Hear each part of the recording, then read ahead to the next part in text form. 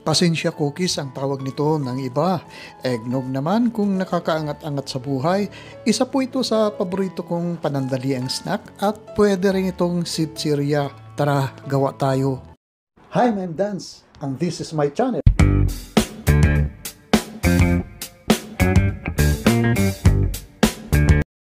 Sa isang mixing bowl ay magkrakrak muna tayo ng 2 medium size na mga itlog.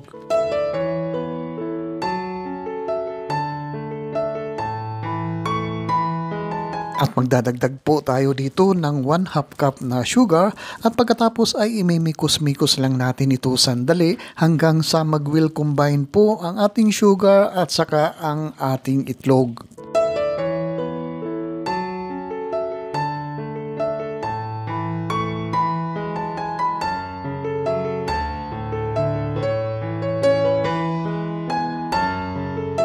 Magdadagdag din po tayo dito ng 1/4 cup na melted butter at saka 1 teaspoon na vanilla essence. Haluin po natin uli ang ating mixture dito bago po natin ilagay ang ating mga dry ingredients dito.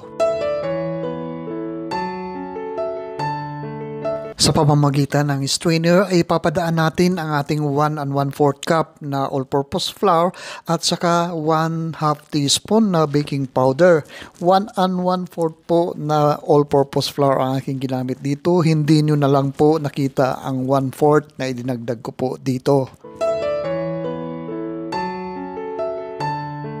Hahaluin lang po natin ng maigi ang ating mixture po dito hanggang sa mag-will incorporate po ang ating dry ingredients na ating idinagdag dito sa ating wet ingredients hanggang sa ma-achieve po natin ang isang smooth na butter. Dapat po ang ating butter ay hindi runny at hindi naman super thick na butter ang ating kalalabasan nito. Yung tamang-tama lang po na pwede natin ilagay sa ating piping bag at ma-squeeze natin ng tama. Dito ay kung mapapansin nyo po ay medyo runny ang ating butter po dito. Kaya po nagdagdag uli ako ng 1/4 cup na flour po dito. Naging 1 1/4 cup na flour ang ating idinagdag po dito. At pagkatapos ay ipapasok po natin ito sa ating piping bag na merong tip na ganito. Pero kung wala naman kayong tip na ganito ay wag na lang kayong mag-alala at gugupitin na lang po natin ang dulo nito. At habang ipinapasok natin ang ating butter dito sa ating piping bag, ay special shoutout natin si Hana Alviar ng Nara, Palawan at saka si Teresita Arevalo ng Victoria, Tarlac. Maraming salamat po sa inyong patuloy na pagtangkilik, pagsubaybay sa aking mga video recipe dito.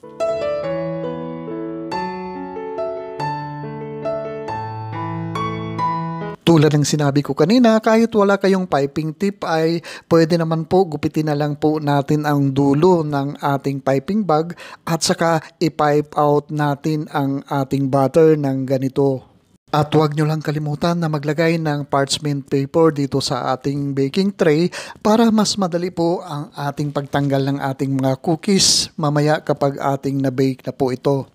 Kung mapapansin nyo po na ang aking parchment paper ay medyo gamit na po, ito po ay ang ginamit ko po sa pag-bake ng ating rosquillos yung nung nakaraan.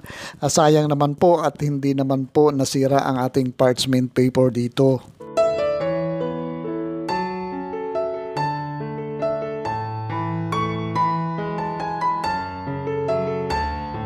Ibibake po natin ito ng mga 15 minutes at about 170 Celsius na temperature o hanggang mag-start na mag-light brown ang gilid ng ating mga cookies dito ay hudyat na yun na luto na po ang ating pasensya o kaya ang ating eggnog. O diba, madali lang gumawa ng pasensya o kaya eggnog. At kung ngayon lang po kayo napagawi dito sa Dance Food Park, mangyari po lamang na pakisubscribe po ang aking channel.